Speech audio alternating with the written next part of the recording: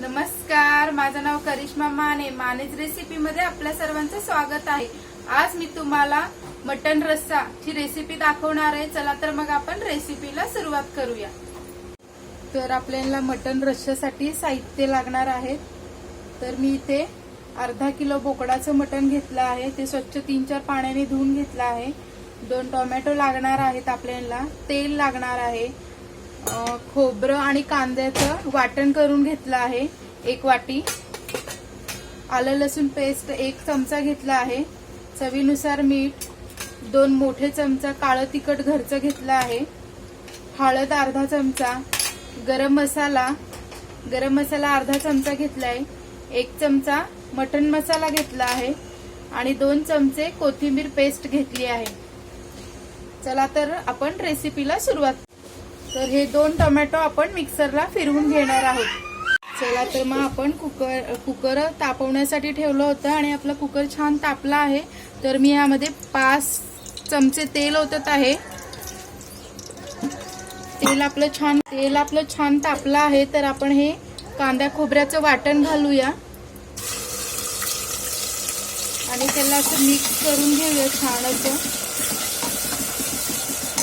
आणि इथे आपण आलं पेस्ट घालून घेऊया, आलं लसूण पेस्ट. ते आपण छान असं मिक्स करून घ्यायचंय. तर आपला मसाला छान असा परतला आहे.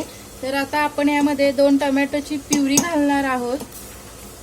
तर एकदम बारीक अशी टोमॅटोची मी प्युरी करून घेतली होती. तर इथे आपली टोमॅटोची प्युरी छान अशी आपण घातली आणि सगळीकडनं याला एक तेल सुटूपर्यंत आपण ह्याला छान असं वाफवून घ्यायचं आहे.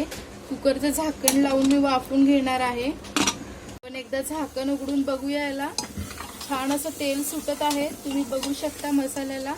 तर आपण यामध्ये सगळे ड्राय मसाले घालून घेणार आहोत.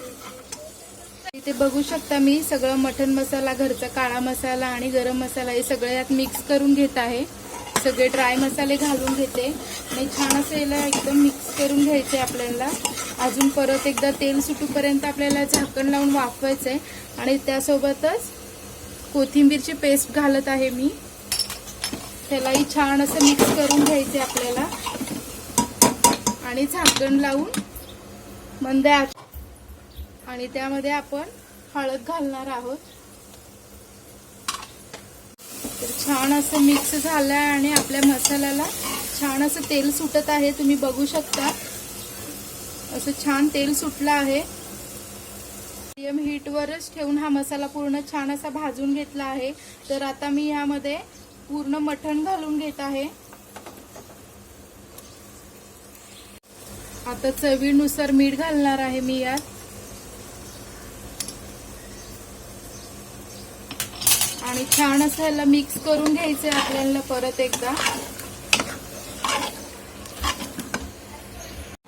तर आपला मसाला पूर्ण मटणाला कोट झाला आहे. तर आपण 1-2 मिनिटं असंच झाकण लावून ठेवून देणार आहोत. परत थोडंसं तेल सुटूपर्यंत आपण. तर आपण झाकण उघडून बघूयात की आपलं मटणाला छान असं तेल सुटलं आहे. तर आपण यामध्ये आपल्याला रस्सा करायचा आहे. त्यासाठी आपण आता पाणी ओतून घेणार आहोत. जो आपला चहा प्यायचा पेला असतो ना, मी त्यानेच हे पाणी ओतून घेत आहे. असे साधारण मी 2 पेले पाणी घालणार आहे. तर इथे मी साधारण 2 पेले पाणी घालून घेतलं आणि आपला रस्सा बघू शकता इतपत पातळ झाला आहे. तर तुम्हाला एवढं पातळ हवं असेल तर किंवा तुम्हाला ह्याच्यापेक्षा जर जास्त पातळ हवं असेल तरी तुम्ही करू शकता. पण मला एवढाच रस्सा पातळ हवा आहे म्हणून मी 2च पेल्यांचं पाणी घातलं आहे.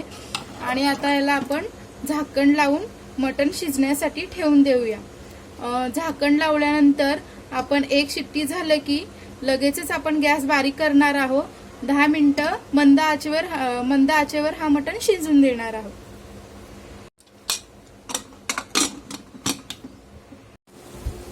10 मिनिटांनी मटण आपलं छान वाफलं आहे आणि शिट्टीची हवा पण गेली आहे. तर आता आपण कुकरचं झाकण उघडून बघूया मटण छान शिजलंय का. तर इथे बघू शकता मटणावर छान अशी तरी आली आहे आणि मटणाचा रस्सा एवढा पातळ हवा होता तो आपला छान आहे तसंच राहिला आहे. आणि आता बघूया आपलं मटण छान शिजलं आहे का। तर इथे बघू शकता आपलं मटण किती छान शिजलं आहे।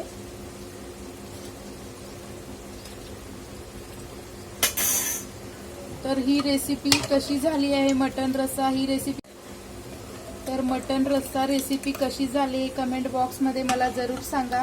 माझा व्हिडिओ आवडला असेल तर माझ्या व्हिडिओला लाईक करा, शेअर करा आणि माझ्या चॅनलला सबस्क्राईब करा।